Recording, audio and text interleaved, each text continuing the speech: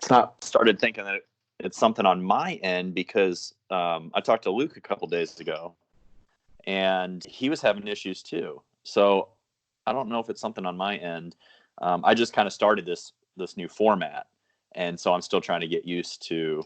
I've done interviews in person with people, but as far as doing it over Skype, so I'm trying to get used to it. So it very well could have been on my end. So I apologize, but I would say finally...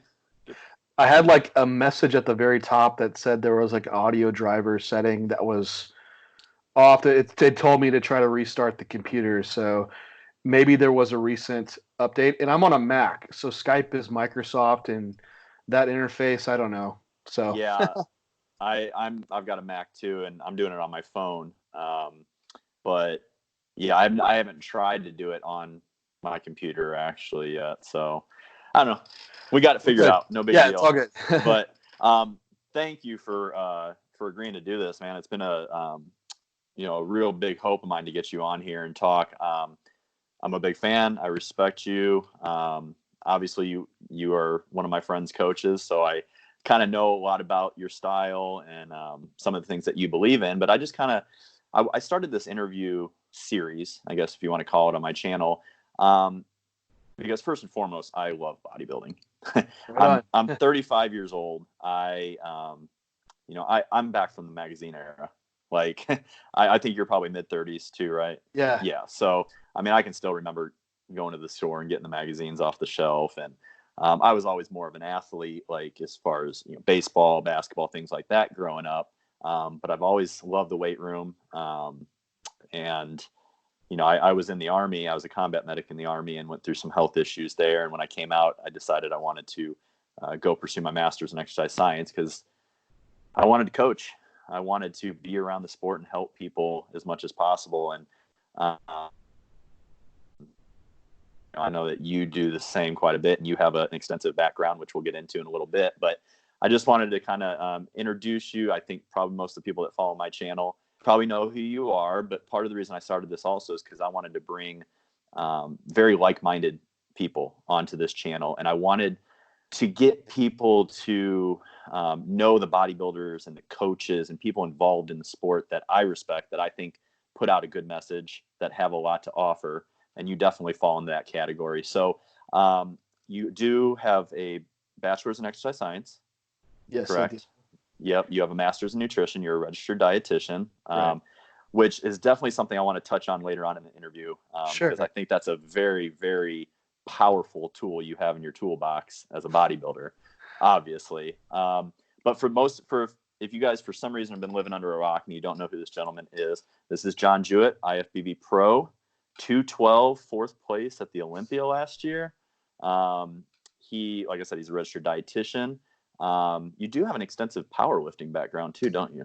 Yeah, I did. And first off, thank you for having me on. I really do appreciate it, and all the compliments and everything. So it's always a pleasure to talk with anyone in an interview. So, but yes, I do. I powerlifted for 8 years, and that's how I kind of originally just got started. I was like, hey, I kind of have a knack, and I'm for lifting. I'm strong, and it's like there's a platform that I can compete on for that. So, what age did you start powerlifting?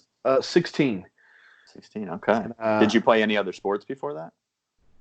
I did a mix of things. So, going all the way back, I did martial arts. Then I got into in middle school, like track, and tried basketball. That didn't work out. In middle school, you're like trying a bunch of different sports. Which is how it should be, but it doesn't seem like that anymore. It seems like everybody's just specializing. Specializing at a young age, right? Man. But I played football my freshman year in high school, and that's when we were getting more into the weight room, and you had a lot of people to really compare yourself to, and that's when I realized, wow, I'm stronger than almost everyone on the football team, but I was not big by any means. Like 130, I was 135 pounds my freshman year. What position did you play? I started as a safety, and then by the end of the year, like strength was kicking in. I was starting to get some size. They're like, we're going to move you to fullback in your sophomore year. Okay, right on. But then I was like, you know what? I'm quitting because I found a local. It's not for me. I found a local group of guys in San Antonio that powerlifted. They were all like Okay. 40 years old, and I've never seen guys this strong. They were already benching like 600 pounds. They had some world records, and Texas strong is a different kind of strong, it's big man. down. Bodybuilding's big down here. We have Yep. so many competitions. So that's when I just got out of like any sports in school and just started powerlifting on my own with these guys that I linked up with. Okay. So where was the transition into bodybuilding? I always had an interest in it. When I was growing up, we had a next door neighbor. We lived in like a duplex, and his name was Marty, and he was like the muscle lifting guy. He was into bodybuilding. He had the bodybuilding magazines. Okay. So I would go over there and look through his magazines, and it was so cool to see these muscle guys. Of course, growing up in the era with Stallone and Schwarzenegger, and it was just muscle everywhere, So Yeah. it was like the cool thing, for that It was a age. great era. It was a great time to grow up. Arnold was obviously done bodybuilding, but his impact was as strong as it ever was at that time. Would you say, like, so you mentioned a few guys, Stallone, Arnold, things like that.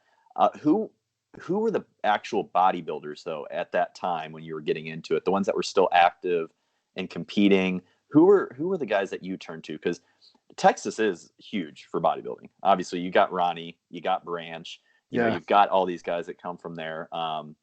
And I know, didn't you won or you placed pretty high in the Branch Warren Classic years Yeah, ago, right?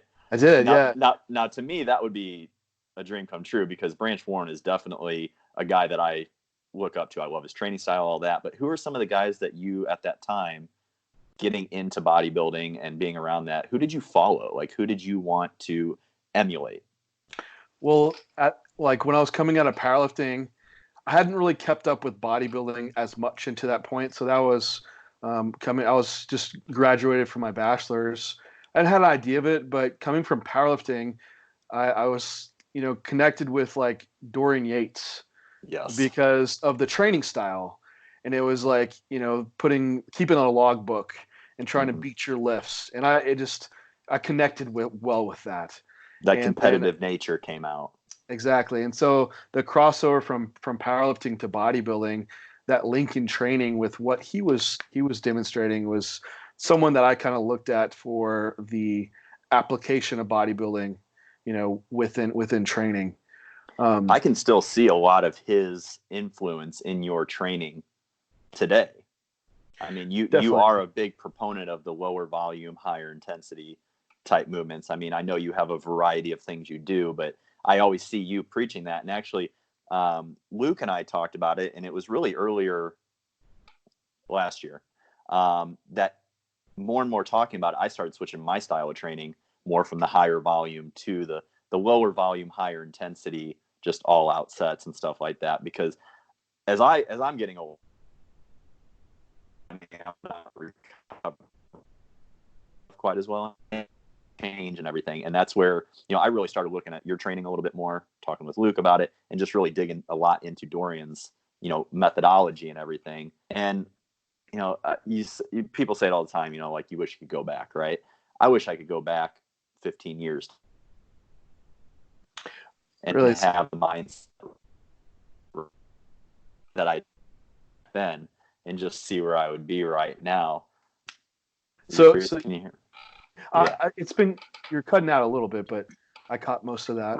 Okay. It is. So what? I'm interested in that because what difference did you notice moving into like a lower volume, higher effort per set?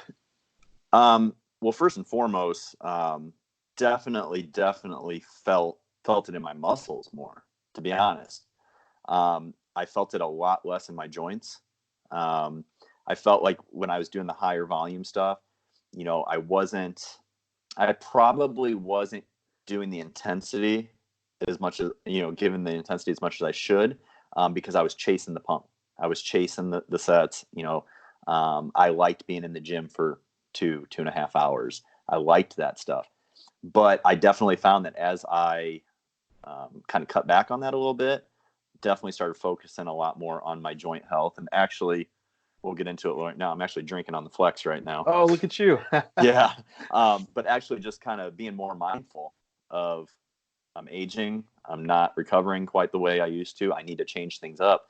And within probably 4-6 weeks, I was noticing, more muscle fullness.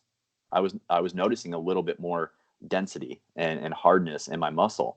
And I was recovering better. I just, I had to cut down to, 4 to 5 days a week as compared to 6. Yeah. But that in the long run it's helped me. Now I am dealing with some injuries that are not due to that style of training that I'm trying to overcome. But as soon as I get back to being healthy again, I mean, I'm planning on hitting that full bore again. I love that style. It makes me focus a lot more. When you start getting into that higher volume stuff, it's easy for your mind to kind of start wandering a little bit. But when you've got that one all out set right there that you got to do. And, to me, it's a smarter approach to training. I was always the type that, the more the better, right? I was in the Army. And so they kind of teach you that, right? More is better type of mentality. And so it took a lot of hard lessons in life, in training, to kind of break me of that mentality a little bit like that. So I'm very interested in people who do train that style. Because, I follow, Luke Sandow a lot. Luke definitely trains that. James Hollingshead trains that way. But also just growing up and remembering why I fell in love with bodybuilding. It was guys like Dorian, it was that era. And I just really enjoy that as I get older. I find it's a little bit better for my body and for my joints and stuff. And it's kind of weird to think of, right? Because you're pushing heavier weight, right? You're doing more intensity, but I think people really, really neglect or overestimate that wear and tear on the joints and how it catches up to you later on in life. I agree. I think that's a misconception with the lower volume training is that, you're seeing people increase in loads, which you should be doing in a high volume training. Mm-hmm. But I think the repetitiveness of multiple sets versus less sets with just those last few reps, you're getting a little approaching closer to failure. Yeah. I think it can save you. Now, whether you're high volume or low volume, if you're using terrible form and you're executing poorly, and you're screwed either way. You're just going to be screwed either way. So it's, if you try to take individual scenarios and be like, oh, look at so-and-so, they're falling apart. Or they might criticize Dorian. Dorian had, towards the end of his career, he had several injuries. He got on the Olympia stage with a torn bicep one year. They say, oh, well, look how that's because he trained like that. Well, no, there's probably a lot of other variables, and you can't just pick out one person. But, I think within – if your execution's controlled and program's correct, I think the lower volume approach long term could be more optimal for longevity and progress. Yeah, absolutely. And I did want to get into your kind of training philosophy and regimen later on, but since we've already kind of transitioned into it, we might as well. That's how kind of these go. Like I have kind of a format and questions, but then at the same time, I like the natural flow of conversation. So I asked you a question when we just jumped ship from my background to training. So yeah, that's all right. We'll jump around a little bit. So I'm really interested in your, I followed your series leading up to the Olympia. And then I've been following your series coming out of the Olympia into your off season and everything. But just for people that haven't, and I'm going to link your channel, I'm going to link everything below, because I think that part of the reason why I'm doing this is I want to get people that follow me to get more exposure to the people that I respect and I follow. But talk me through a little bit about your mindset. First of all, going into the Olympia, because for all of us that love bodybuilding, that had to have been just an amazing experience. And then like transitioning out of it, what kind of feedback did the judges give you? What kind of things were you planning on working on this off season? Because you're not doing anything until the Olympia, right? No, it'll be just the Olympia. Yeah. So you've got a great off season. I'm probably going to do Athleticon. That was going to come up later on. That's awesome. Have you already got like an invite, or have you already got someone reach out to you? I'm waiting to see how they're doing. I haven't heard much, so I think we submit like an application, and then they'll go through them and make their selection from there. So I'm pretty sure you're safe if you send in an application. They're not going to deny a top 4 Olympian. So I'd hope not. But like leading into, you came out of Tampa was your last one before. Yeah, and that's where I'm located. I'm here in Tampa. Okay. Honestly, I was a little upset that I couldn't go to that show because I was actually on my honeymoon in Italy. Oh, wow. Yeah, You, but anyways. you would have rather been there, trust me. Well, yeah, I mean, it was a good honeymoon. I can't deny that.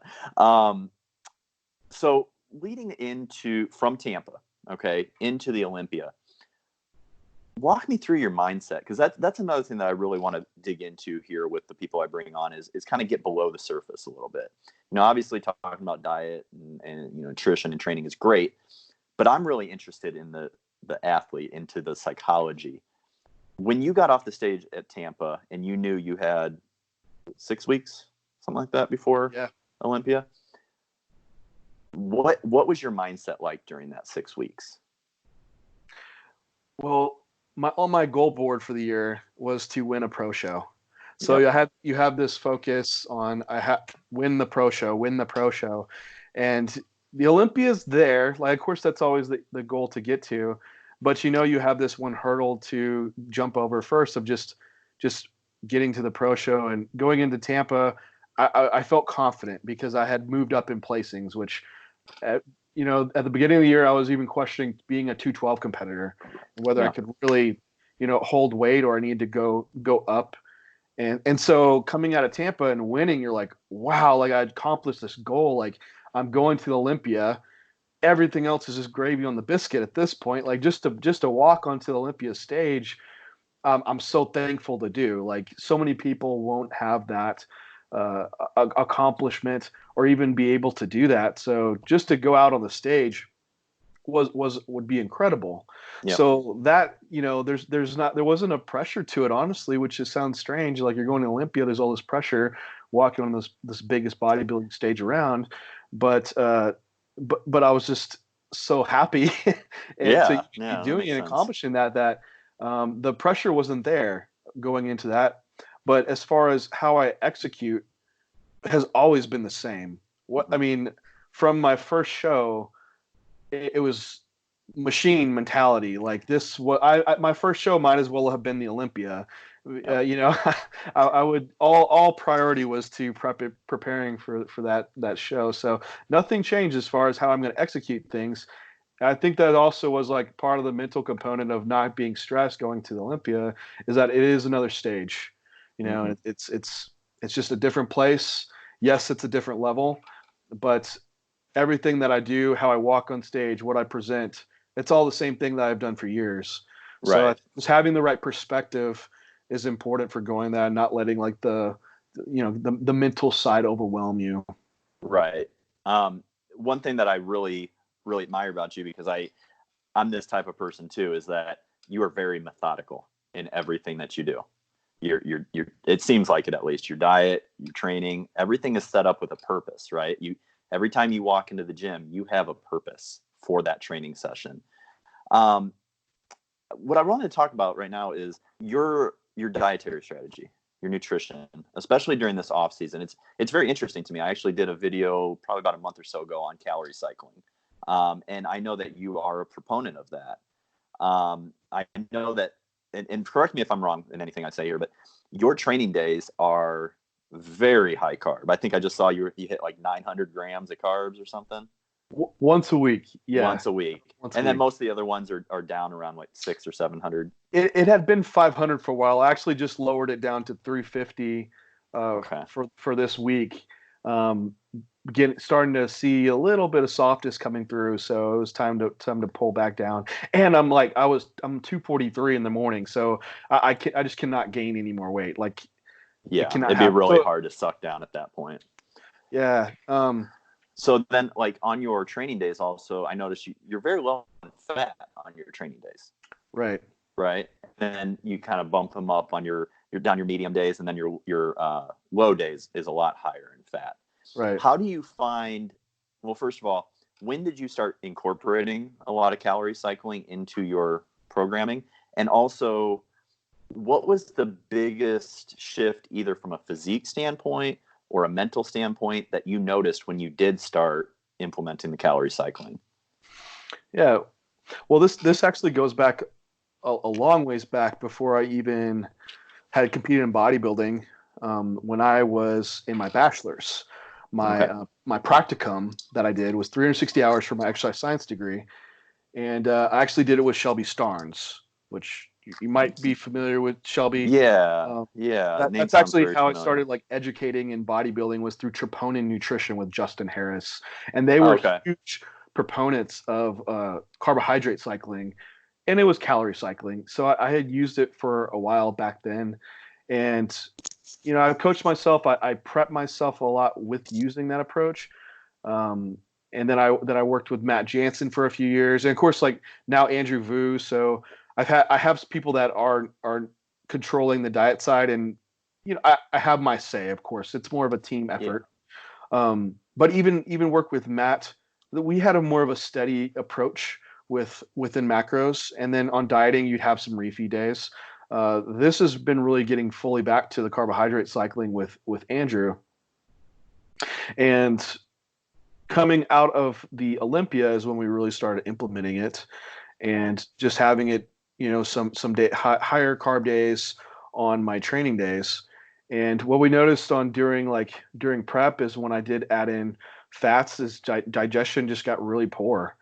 And when I went higher carbohydrate, I had just a greater response as far as main thing was digestion, but then too you're fueling performance as well. So if you can diet well on higher carbohydrate, and you can have better resistance training performance, that's going to be the biggest driver for retaining muscle. And so coming out of the show, it was kind of the same idea. Let's increase carbohydrate and not add in a lot of fats, but we'll just add fats on your off days. So average out for the week, you'll still have it'll be low fat still, Right. but still meeting your needs for fats. Um, so what I was noticing was that, for one, coming out of the show, I am very OCD and meticulous, and I can stay on a plan, and Hmm. I think that's the biggest thing of like what before I say like what we noticed is that I was just extremely adherent, and rotating foods I think it did help with adherence as well, Okay. because you have some different dietary days, so we're like, oh, okay, cool, I can have like whole eggs on my off days and beef and salmon, so it gives you this variety. Then moving back to your training days, you get all the carbohydrates that you still want, and Yeah. the Okay. fats. I've So heard. what are some of your, go ahead, sorry. Oh, I was gonna say, of course, the best thing is when you have high carbs and fats. It's still the Yeah. the greatest foods are like built around that. But and you could, a lot of people do fine just on moderate approach, right? Some moderate carbohydrates with a moderate amount of fats, but just I think personal preference, and even within the research, what we've seen is it really, like, big picture, probably doesn't make a huge difference. Right. But you're going to have to come down to the individual of what is working preferentially for them. What were you going to ask? Yeah, that was going to lead me into asking about, there's certain other people. John Meadows comes to mind, and I love John. John's a great guy. He's a very higher fat proponent during training and stuff, and I think that just kind of highlights the individuality that comes from yourself, from anybody that's competing. Is that when you are looking at who to follow for nutrition guidance, right? You have to keep in mind what you respond to. And the only way that you know that is by keeping data on yourself. I think too many people, um, even ones that are trying to get into competing and they want to make it, want to make themselves competitors, I don't think that they really take into account the importance of keeping data on yourself. I mean, you are your own scientist. You need to be keeping a log book with how different foods react to you. I mean, all this stuff, if you're going to go work with a coach who you're going to put your training, your nutrition in their hands, they need to have the full scope of what works for you and what doesn't. And that all starts on the athlete's end of it. They need to be invested and do that. I have a lot of people that I have, if we find that digestion is starting to get pretty poor, other symptoms come up, I have them send me their food log, and I see what they're eating. And, we have to make certain dietary changes, like you just mentioned before. So what are some in particular that maybe a couple years ago were incorporated in your daily regimen, that you found just don't work for you anymore, or found something that works better? Maybe a carbohydrate source, maybe a protein source, maybe a fat source. Yeah, I think I'm not too complicated. I have some clients that have some really specifics on their diets, but definitely like carbohydrate source wise was sticking with rice just because it's like the safe one to go with. I mean, if you ever come off like a sickness or something, usually rice is like the safe carbohydrate to start with. But Right. what I would find is if going over like say potato, like 200 grams of potato, I would start getting really bloated and gassy, and I was having a hard time going to my next meals. And that's also, you know, it's like body weight. If you were on prep, like body weight wouldn't be consistently trending down. There would be more fluctuations within it. So that was one that I would notice would be with potato, but specifically like I want to get to about that 200-gram mark for it. So usually that was one that had been pulled out.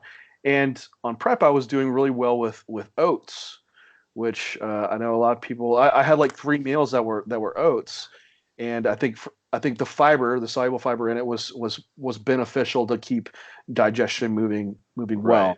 So I think that was a different one because even when we were in Tampa and peaking, like I had a few meals that were carbing up on oats, which normally you wouldn't do that. You No, just stick with rice. Um, Other things that I've noticed, like protein wise, was we'll do all of our chicken in the Instapot, and oh, okay. we'll use a hand mixer on it, and it'll be shredded to pieces. And I mean, if you think about it, like you get some really easy digestion with your chicken shredded. You have more surface area for all your enzymes to work on. So it's not, rather than throwing a big chicken breast in your stomach, that would take forever to digest, right? Yeah. Versus just having it already pre-mechanically broken down, that will digest very, very easy. We'll do the same thing with ground beef. So put it in the Instapot and then use the hand mixer on it, and it's like the finest minced beef you could have, which is Nice. excellent for peaking as well because you can have keep your stomach really small rather than getting bloated or having the meal sit for too long. So protein wise, I think those were beneficial things. I had to get very specific with vegetables as well. Okay. You can pretty much only do spinach on prep, cooked spinach, and Were other stuff just making you gassy and too bloated, things like that, or other definitely issues? gas and bloating and constipation due to that. Yeah. And like I had preps where I could do asparagus a lot, and then I got to a point where I just couldn't do it. So now I've had to switch just to using spinach. But once I Wait a moved to the off second. Wait season, a second. A bodybuilder that doesn't eat asparagus? I know, right? I might as well say I don't eat chicken and rice. Yeah, it's crazy to think of. Do you even bodybuild? Right? Uh, It's but in the interesting. off season, I could eat those things. The oats. You just the enzymes are just different in your stomach because you've had more things digest a little bit better, or what? Sorry, you cut out there, In the David. off season more than prep. You cut out there. What'd you say? Oh, okay. So you mentioned that you mentioned that you can eat and digest things a little bit different in the off season than you can in prep. Yeah. Do you think that has to do?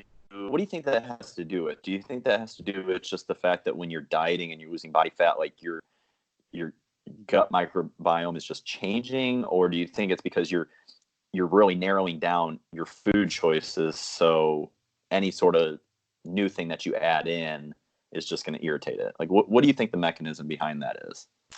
Yeah, that's a tough one. And I know we've had some more research coming out, and you can look through other sports looking at REDS. Are you Mm-hmm. familiar with this? Energy availability.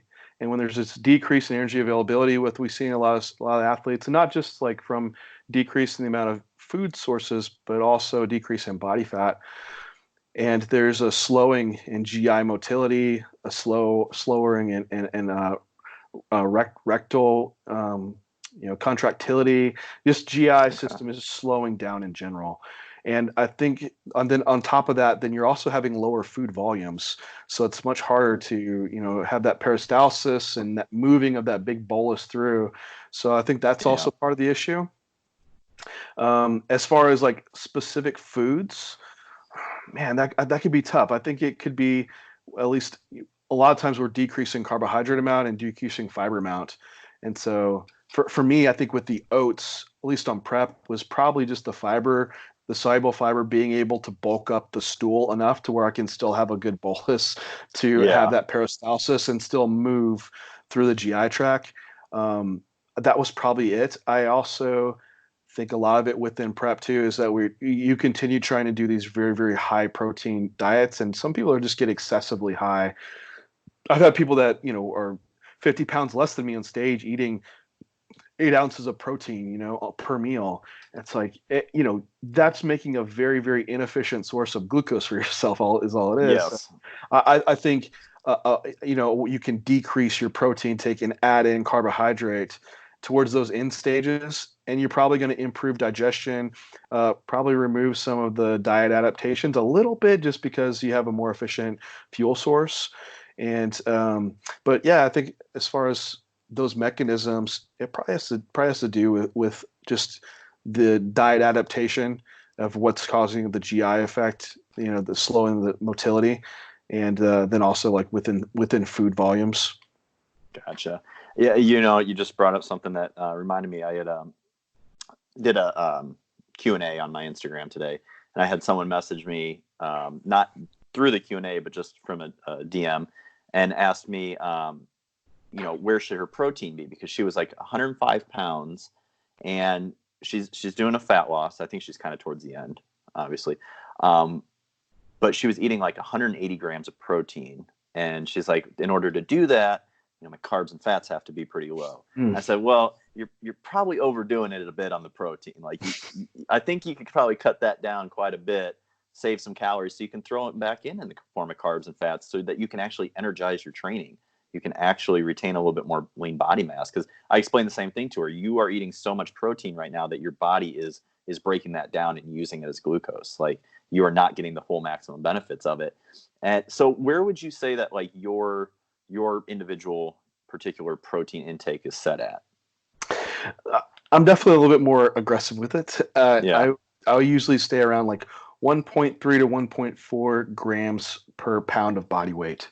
Yep. So for me, I'm like, it's a little bit lower right now. So I'm around 300 grams of protein, but I'm like 243. So a Yeah. little there. I'm usually around the 1.3 also. Yeah. I really love protein, and I don't really get satiated on, like, I'm 175 pounds. I'm been trying to put on weight without training very much lately because of injuries. It's been hard to kind of get in the flow of things, but like, I have an off season. I have a 2020 plan. I would like to get up to a certain weight. I'd like to start eating again and everything. And I just find, eating in a major surplus and training and using it. But I find that if I kind of fall anywhere below 200 grams of protein a day, I'm just not satiated enough.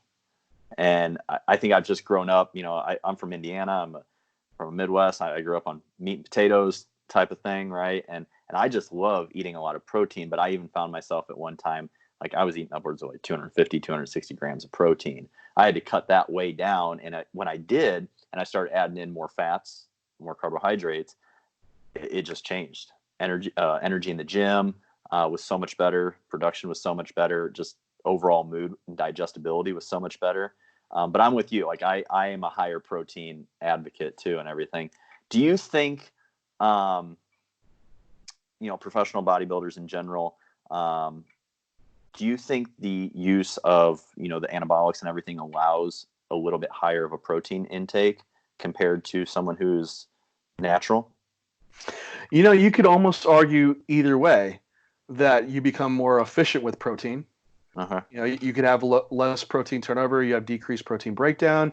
Maybe you do have this enhanced protein synthesis amount, but maybe since the decreased protein breakdown, you'd have kind of that balance to where maybe you wouldn't have higher requirements, or you could be more efficient utilizing protein to where you could argue probably wouldn't need as much. You could definitely handle more carbohydrates. You have a stronger partitioning effect to muscle tissue versus adipose tissue. Yeah. So you could argue you could definitely probably handle more carbohydrates. That protein amount, though, I think it could very well be close to what a natural competitor could be. And then I think you need to factor in where within that experience of enhancement are they, and that would go Mhm. even for a natural competitor. Someone this is their first year of training, and compared to someone that's their first use of anabolic use. If you Mhm. have someone that has a fast accrual of muscle tissue, they're building their house fast. They're going to need some more wood and building structures at a quicker Right. rate, right, or a greater amount. So for someone that's like their first time using anabolics, you're going to put muscle on a very fast rate. You're probably going to need a high amount of protein during that time.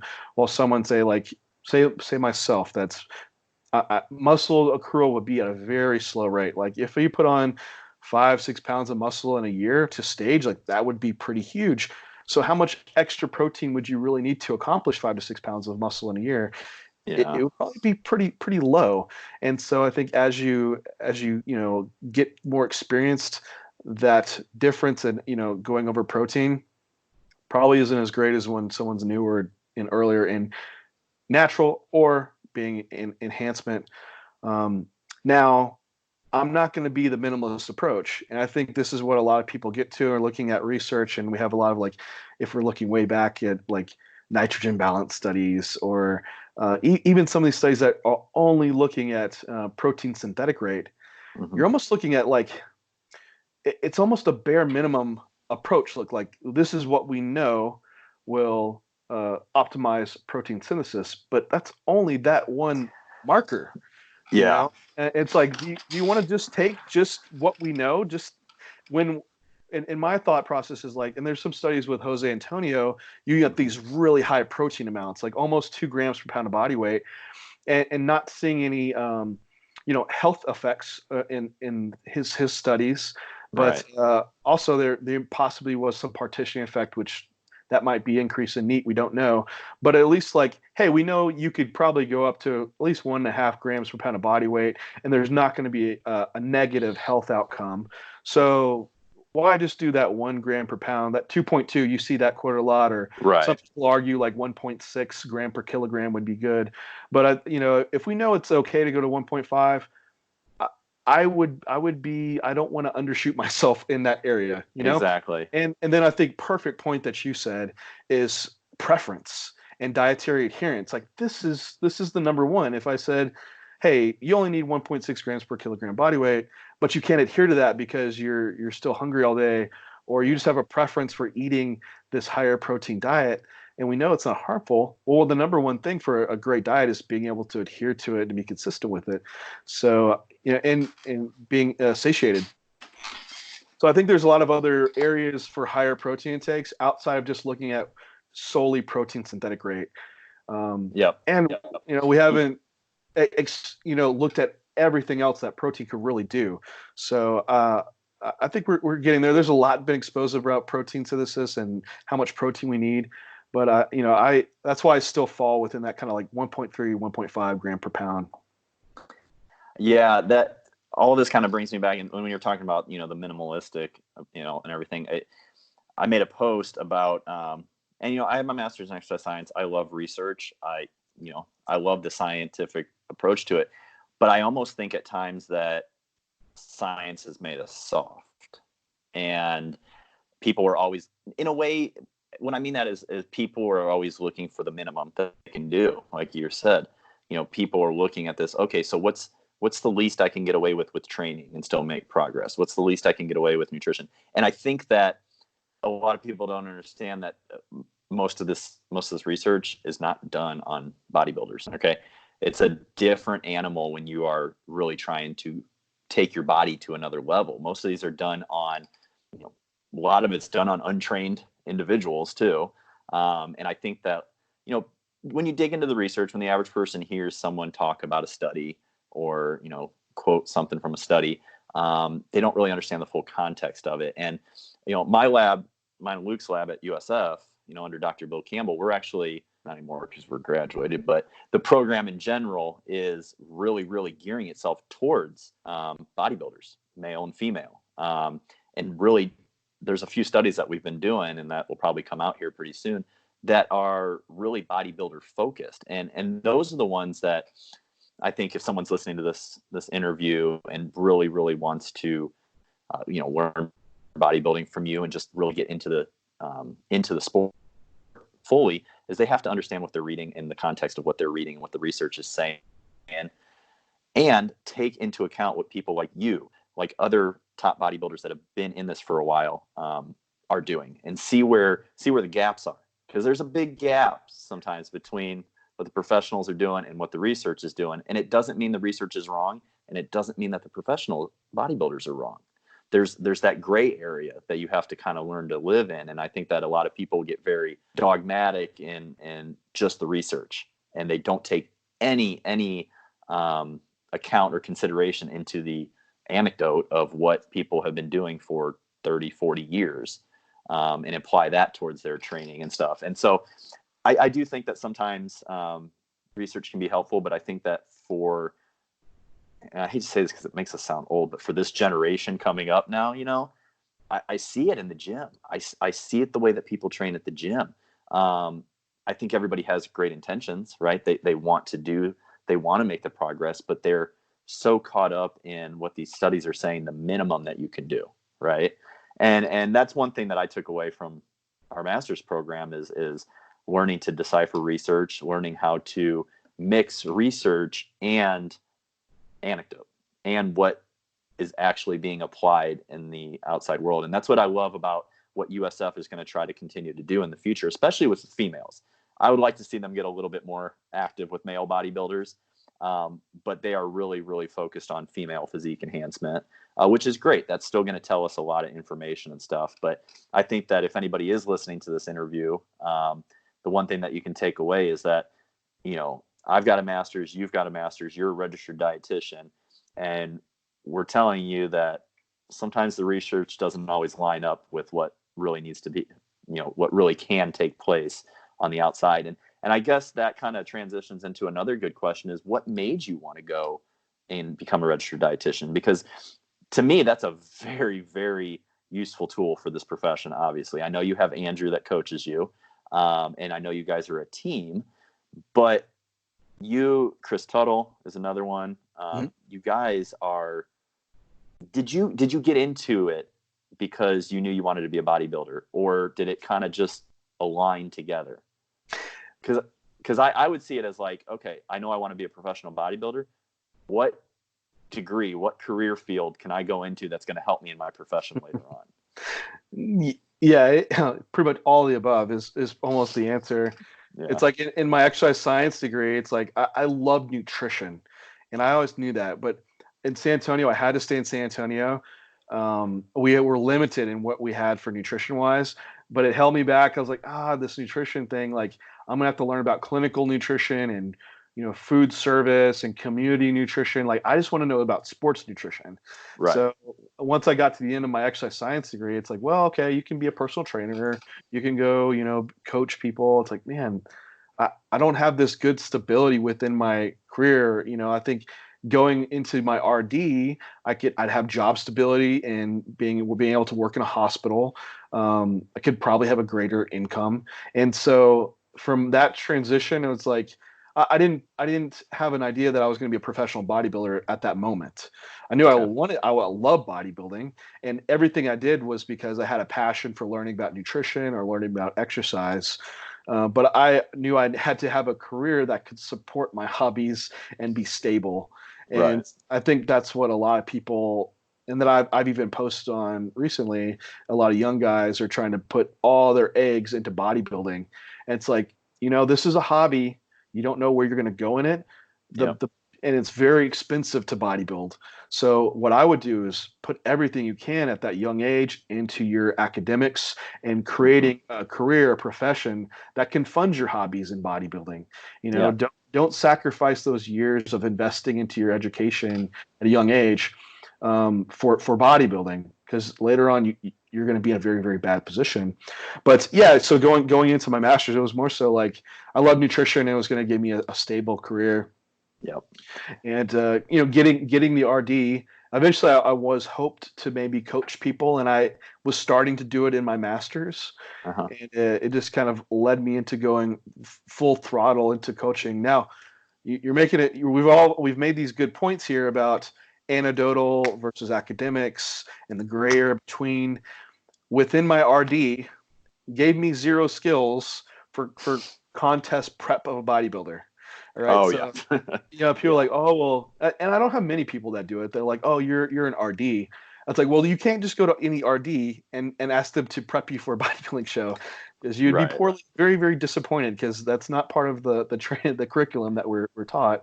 But it does give you a skill to critically look through research, like we talked about, the physiology and the biochemistry behind foods, and the understanding to look through like what makes sense, what doesn't make sense, what's a good approach, what's a poor approach, and be able to disseminate those things.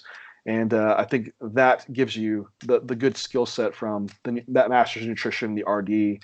But you have to have the experience as well, because I know, like you said, there's guys that have been coaching for 30 years. Like it was like, oh, they don't know science, so we're not going to listen to them. That would be crazy to do.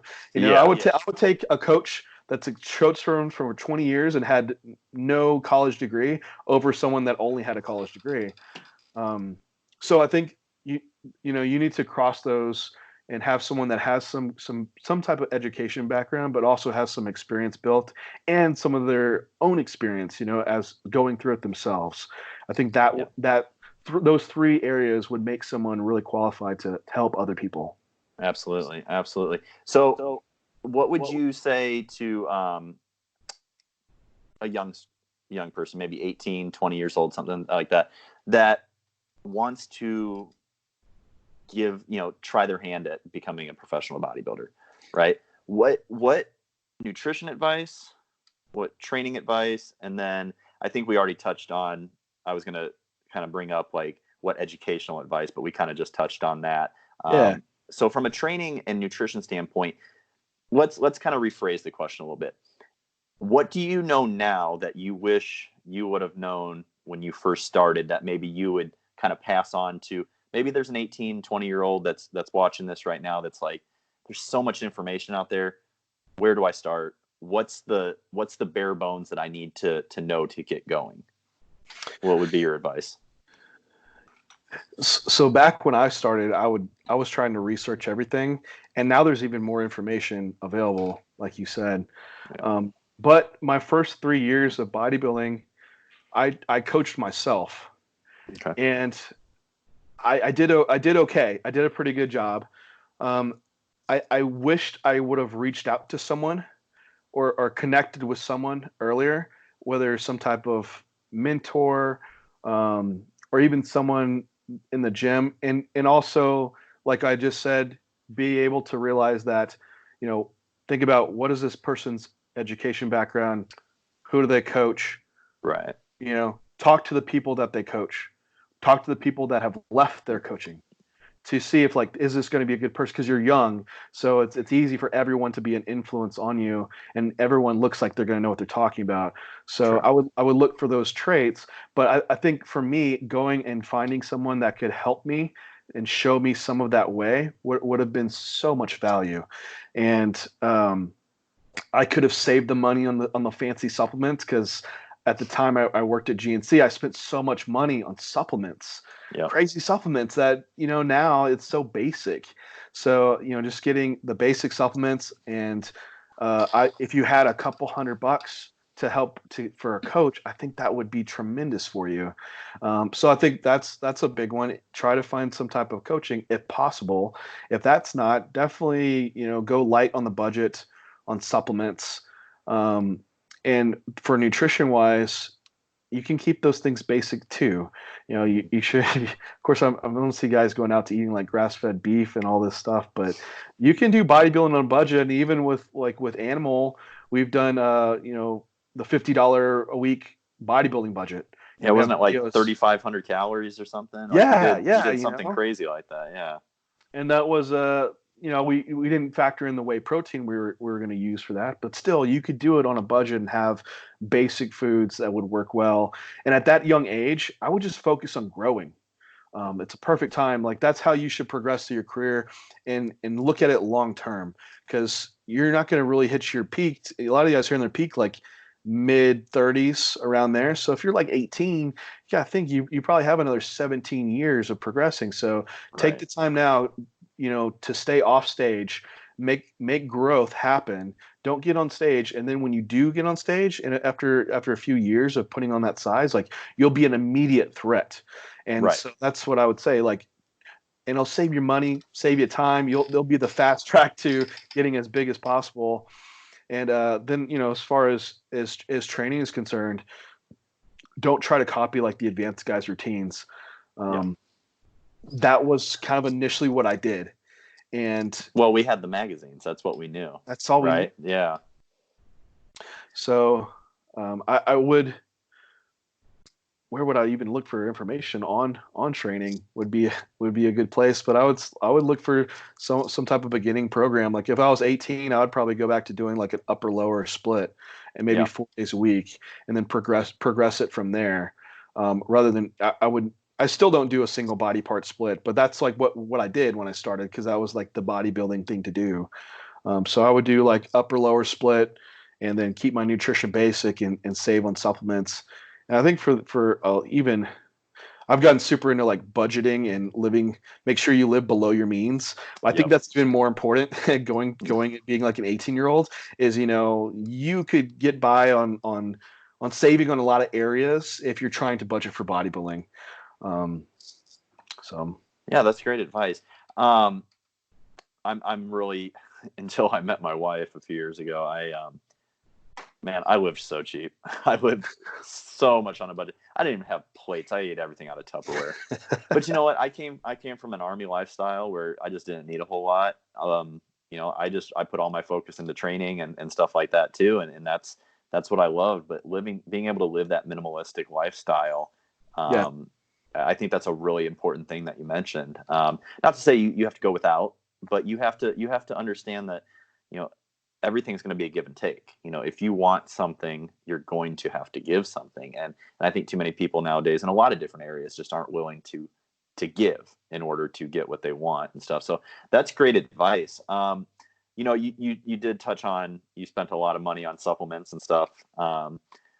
So let's talk about how, and I don't want to keep you too much longer. You've been great with your time. Good. But how did you get involved with animal?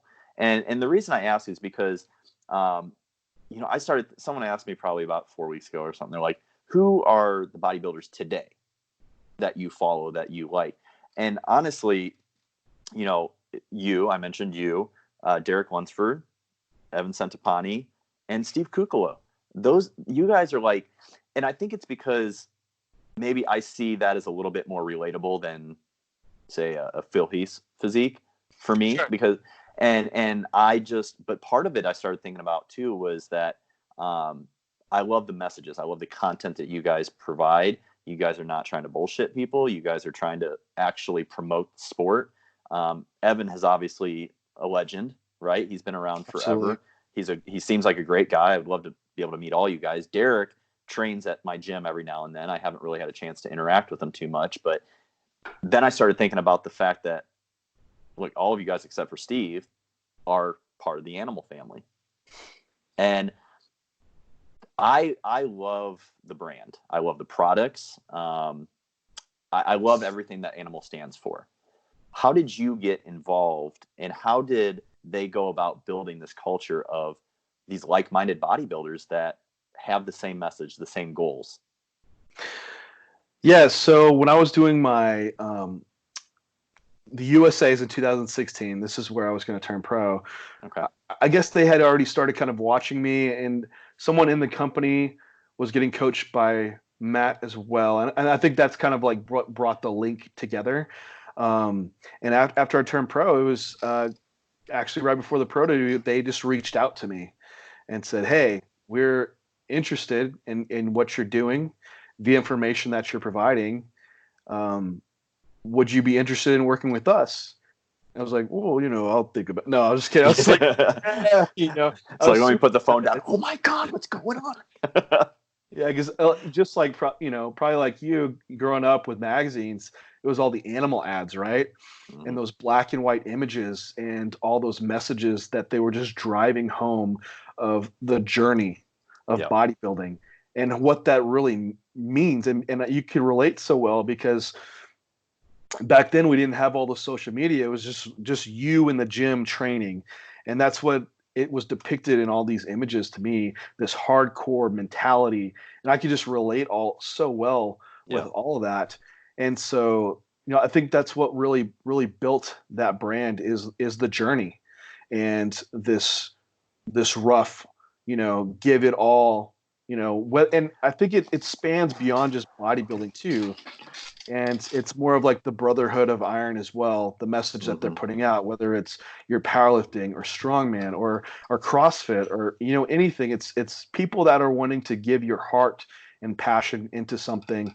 I think that's what the brand has been built around, and so building that around, I think it does attract people that want these humble athletes that do have this brotherhood amongst them, that can all hang out and want to help people, but at the same time we're the guys that are going to have to be super meticulous in every aspect and work extremely hard. And it's a very blue collar community. Yeah. In a lot of ways. And I mean, I think probably the reason you fit in so well, I mean, just knowing kind of Evan's backstory and stuff, is that, I mean, you're from Texas, Evan's from what, Connecticut, somewhere around there. But most of you guys are from very blue collar upbringings and stuff too. And so I think it kind of just fits well. But no, I love what you guys are doing there. And actually, I was just looking at, just so everybody doesn't think that I'm just being a homer, I've got all my animal products right there. I really do love the brand. And I love the message that you guys are putting out and everything. So you had the opportunity to just create a new product for them, didn't you? I did. Why don't you tell us about that? It's a stim-free pump product, right?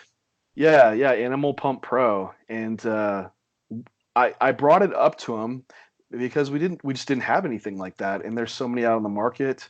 And looking at a lot of dosages of a lot of the other formulas, and being one that has like read research as well, and just tried a lot of stuff, you see a lot of stuff just kind of microdosed, or they're adding ingredients that are just real on the fringe of maybe we have just one study somewhere and it was funded by the company that produces that ingredient. Yeah. So it's like kind of cherry picking evidence and stuff. Yeah. It's like, hey guys, let's look at this. What do y'all think about doing like a stimulant free product that has all the performance ingredients at clinically dosed levels? And they were like, yes, we need this. Let's do Absolutely. it. So, which is awesome, because I've always wanted to, like, I worked at GNC for 6 years. I was a supplement junkie for a while, and you still kind of always are. But to be able to formulate a product was so cool, and see that process, because Animal, they make everything there in New Jersey themselves. Oh, really? It's not like we have some other third party manufacturing. Like, they do it all.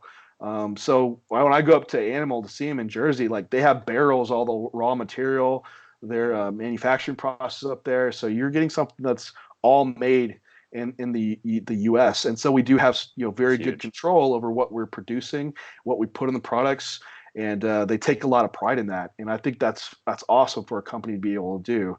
So we had all that control of being able to really produce exactly what we wanted, and come out with a quality product that we felt had very good dosing on it. And so far the result has been awesome. Like, people really enjoy it. That's awesome, man. I know people are like, oh, well, caffeine, what's wrong with caffeine? And nothing is, because it does have a very good ergogenic effect. But you might not want caffeine. And so I like the idea of having the flexibility. Like, we have a lot of nootropics in there, like alpha GPC, to help give you some focus, alertness. But if you're working out late at night, you don't want something that's going to keep you up and also affect sleep and then impact recovery. So it gives you some flexibility.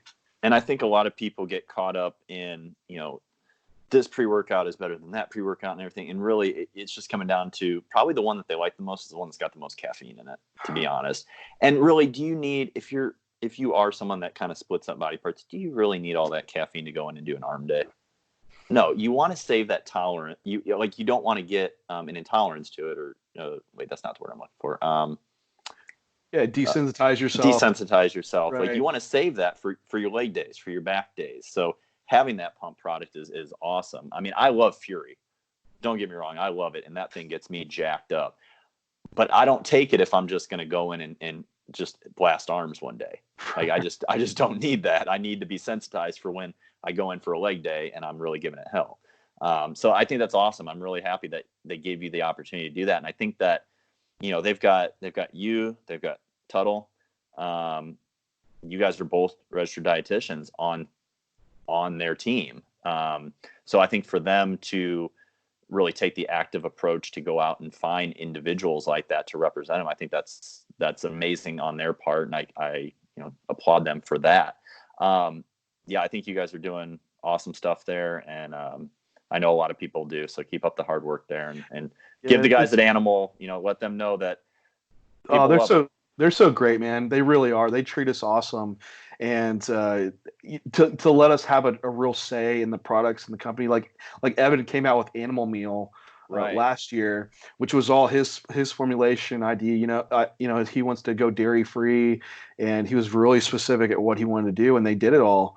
And so for us to have a say, and we want to make a product that we will use, and that will be we could stand behind that. If you're just having to push out a product that a company's making just because they made it and they're giving you money, it's kind of a crappy situation. Like, you really want to be able to stand behind what you're recommending for someone and take it. Like, it's like, hell, I made the formula. Of course I'm going to recommend it. Right. And believe in it. I wouldn't just make something for the hell of it.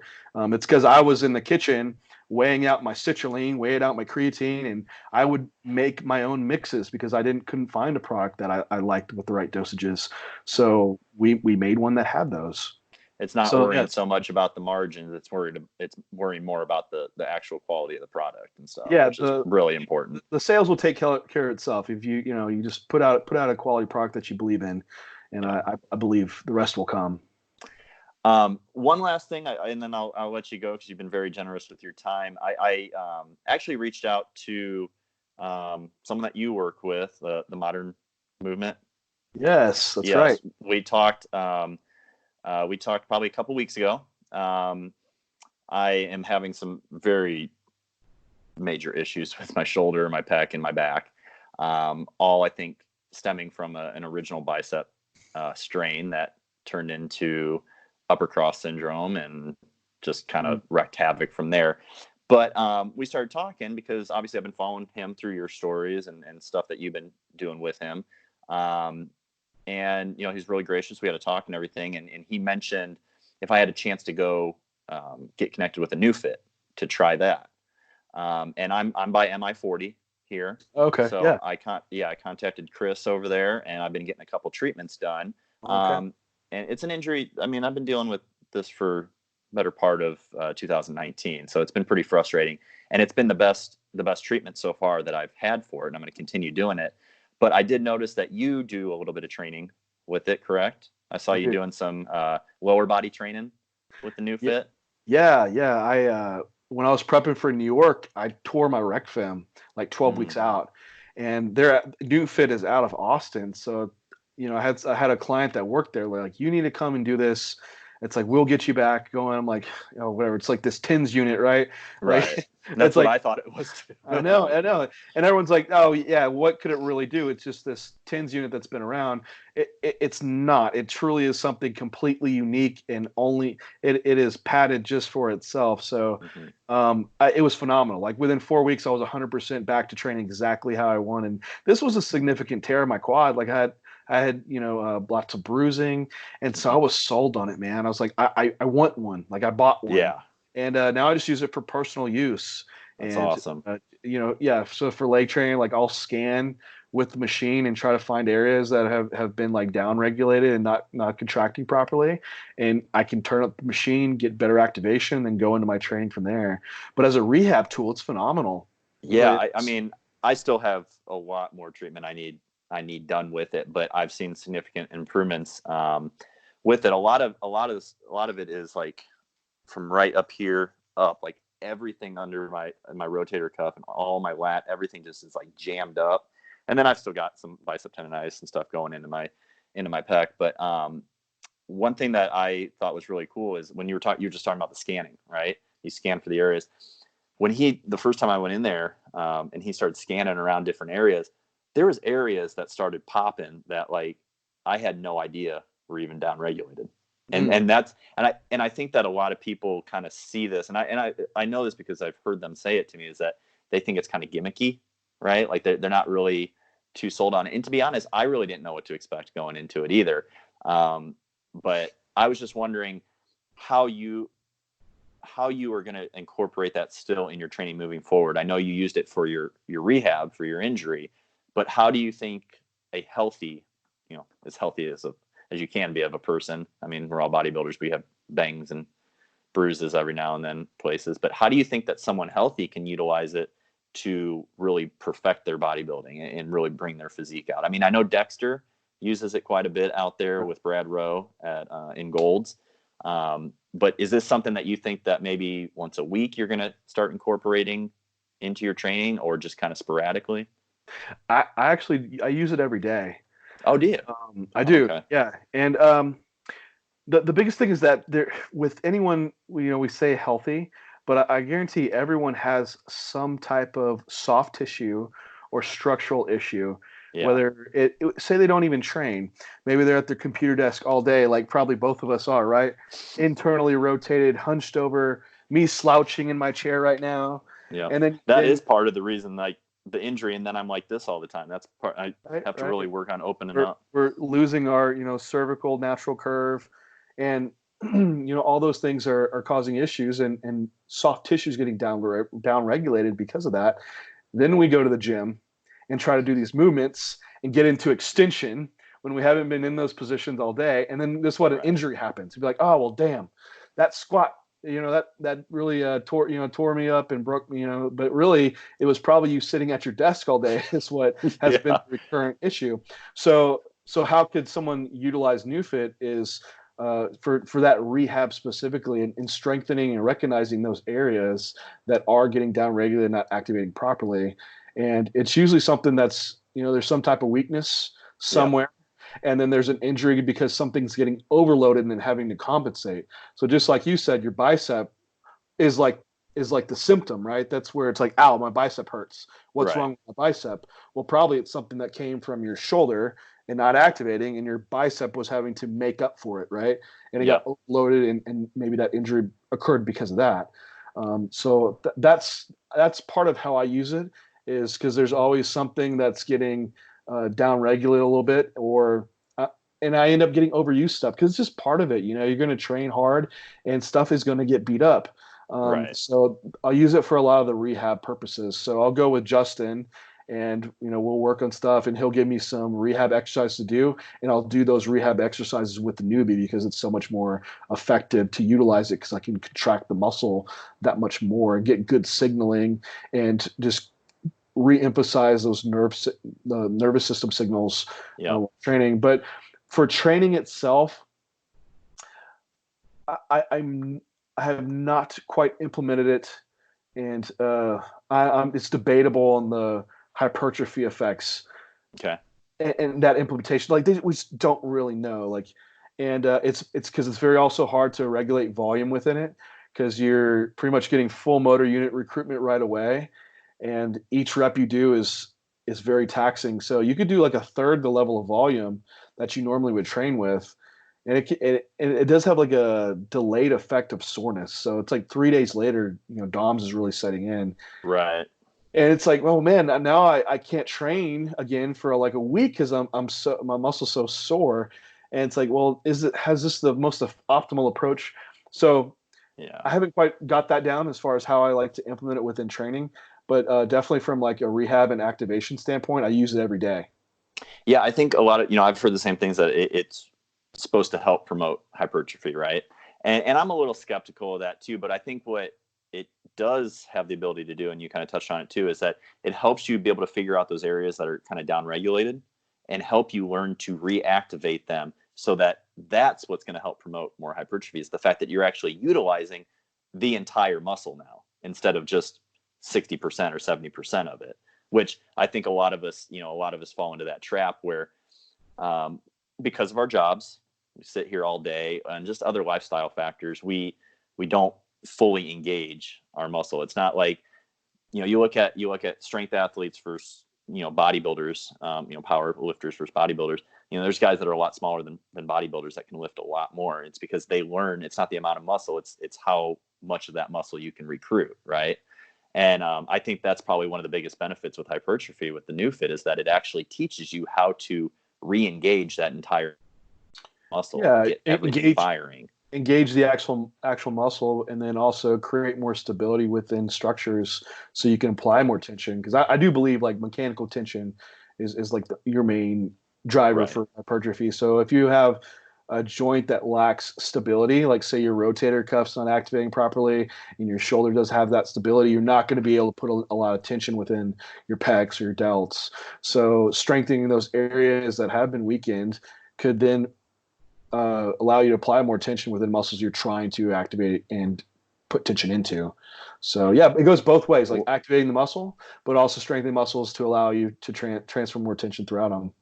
Well, I like hearing the fact that, you had a torn rec fem, and in 4 weeks you were back training normal. So it gives me a lot of hope to continue with this, because I don't think mine was that bad, but it's been something that's been just ailing me for a long time and just nagging, and it's not getting better. So I'm going to keep it up, man. But so last question, if you had to pinpoint the biggest positive effect that bodybuilding has had on your outside life, and that could be career, that could be relationships, that could be anything, what do you think is the biggest lesson that you've learned through your years of bodybuilding that has carried over positively into your other aspects of your life? Definitely that I have the strength and ability to overcome. And I think that was transferred throughout, because I used to question myself a lot, and within a lot of different things of what I could achieve.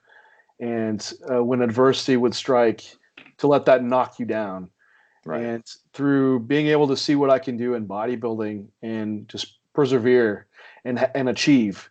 And that doesn't mean even, I have achieved to a high level at bodybuilding, but I think just getting to the stage and walking out there and making it to that point, that is an achievement. So, don't think of it as just placing related, but showing you like that strength, like you can take that and apply it through other parts of your life, whether it's within relationships or when some issue comes up, a health issue comes up, like you have in your ability in your mind to be able to overcome those situations. And so it keeps me a very good positive perspective on a lot of parts of life, so where I can always stay happy and content. Right. And I think that's so important, because you can get bogged down with just like focusing on negatives, but you have to remember your positives. And those are things that, like, you know what, I'm thankful for where I'm at, but definitely knowing that I can overcome adversity and that there is light at the end of the tunnel. I think that was a good takeaway for bodybuilding. Keeping that perspective is important. I've always told people, like, I also suffered from some confidence issues, growing up and everything. They were very internal though, because I was good at sports. I was popular. Like, I had no reason not to be confident, but inside I was always doubting and questioning myself and stuff. And I said that I've always told people the two biggest things that I've benefited from personally about learning the most about myself and bringing out the confidence is number one, being an Army combat medic and actually going to war and serving overseas, and then bodybuilding. Those two things have taught me more about myself than any other experience in my life. And both have carried over positively into other aspects of my life. So I think people, I think that a lot of people with confidence issues, if they would actually just start, getting into the gym, and they don't have to be training to be a professional bodybuilder, right? That's not going to be for everybody, but just getting that confidence of being able to be in control of changing your physique the way you want, hitting new strength strength benchmarks and stuff, and just seeing overcoming things like injuries and plateaus. I think that really goes a long way. So, John, I want to thank you so much, man. This has been great. I've been really, like I said, I've been following you for a long time. I've been a big fan. Where can people find you? Yeah, so if I have put a lot of my content out through Instagram, so you can look at John Jewett 3 on my IG. I also have my YouTube channel, which I haven't been doing as much with, but just John Jewett on YouTube. You can find me there. My website is j3sportsrd.com. So Okay. that's where I do have all my coaching information. If anyone was interested in like contest prep coaching, I also do some transformation coaching as well. That's awesome. And I'm going to, guys, I'm going to leave all that in the description box below. But are you going to the Arnold? I am going to the Arnold. So 2 days, Nice. fly out, and I'll be out there. So hanging out. So if Yeah, this comes out before then, it probably won't. okay. I have one more already scheduled, and then it'll probably go out next week when we come back from the Arnold. But what I was going to tell you is I'm a coach with Team BioLane, and we are going to have a booth there. 646 is our booth. So we'd love for you to stop by and actually get to meet you in person if you get a chance. So I'll come by. Yeah. I'm sure. I mean, I'm going to definitely go by the animal booth and all that stuff. So hopefully I'll run into you somewhere. But Cool. You got my number now and everything, man. So thank you so much. This has been very insightful. I'd love to have you back again at some point, because I'm sure I could probably pick your brain for 3 more hours. So yeah, I'd love to, man. I enjoy doing this stuff, and I'm always grateful to be able to do it, because I growing up watching interviews and people talk, you're like, wow, that's so awesome to think that anyone wants to listen to what I have to say. Exactly. Great. And so I'm flattered. So anytime, be happy to Well, do it. you've got a lot to say, man, and we're going to give you a platform for it. So you go enjoy the rest of your night. Probably need a meal here pretty soon, I'm guessing. And Sir. Thanks again for chiming in here. I really appreciate it. I did. Next time, All buddy. right. Take care.